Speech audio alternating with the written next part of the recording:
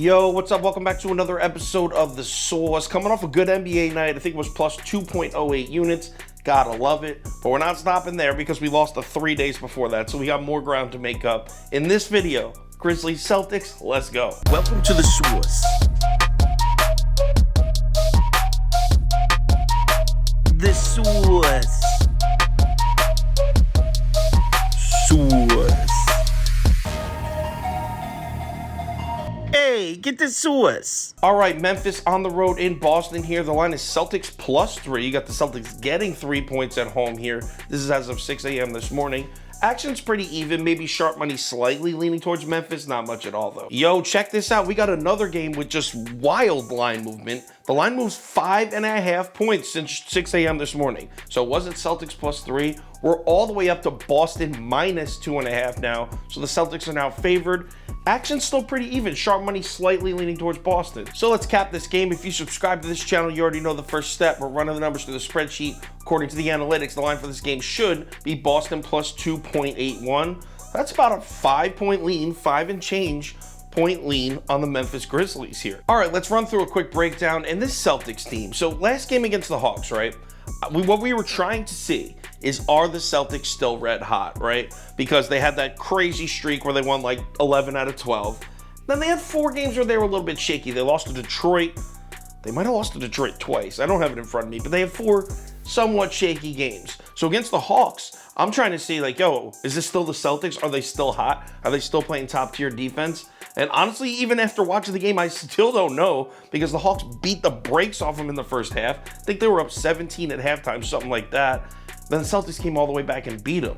So the Celtics looked great in the second half, but horrible in the first half. Now the Celtics follow up that Atlanta game with this home game against the Grizzlies tonight.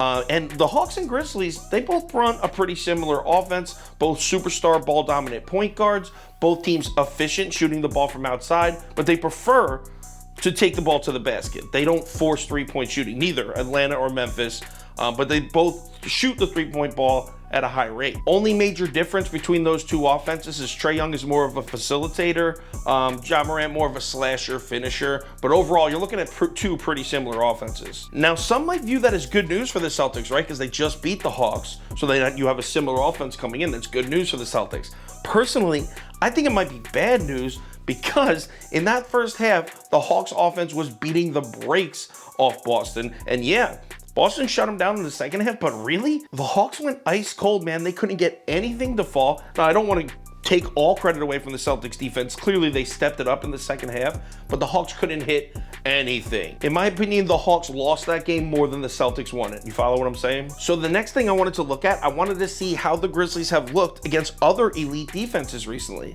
So I took since February 1st, right?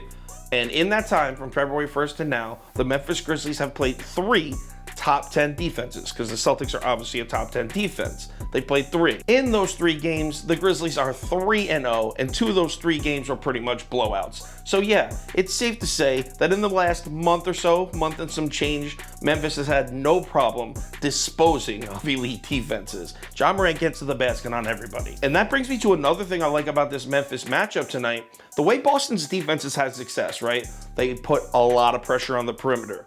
They want to force the dribbler into the interior, right? They want to force them inside and then cut off the passing lanes. Basically, to score on Boston, you're going to have to make tough, contested 12-foot shots at the rim. You're going to have to make tough, contested shots on the interior. In case you've been living under a rock for the last couple years and have never watched Ja Morant play basketball, that's exactly what he does. He takes it to the basket hard and makes circus shots. And not like, oh yeah, he gets the occasional highlight. Dude makes these crazy finishing shots at the rim consistently. In fact, I think right now, as far as NBA players taking it to the basket and making contested shots, I think Ja Morant's the best in the NBA. Look, I love this Celtics team when they're playing that defense. I think they're real good. You already know, if you've been following my picks on the website, you already know I rode the Celtics through that whole winning streak. But they haven't looked like that, those elite Celtics in like 2 weeks now, and I don't think that streak is still active. I think they are cooling down. Memphis has been hot for 2 months. I'm taking the Grizzlies here, and I'm getting points. Gotta. Give me Memphis plus 2.5. Final ticket posted on KyleKirms.com. 5 o'clock p.m. Eastern time. I'll have my bet of the day. top 3 or 4 bets, parlay of the day, as well as every single bet I'm making in the NBA and all sports. Posted right on KyleKirms.com, 5 o'clock p.m. Eastern time. Also, if there's any crazy last minute updates, injury changes, money shift, line movement, anything like that, I will definitely keep you posted on my Twitter, Instagram story, and Facebook. So make sure you check one of those 3 platforms before you place your bets. It's Thursday. We're coming off a green night. I want another green night. Let's make some money. I'll talk to you on Twitter.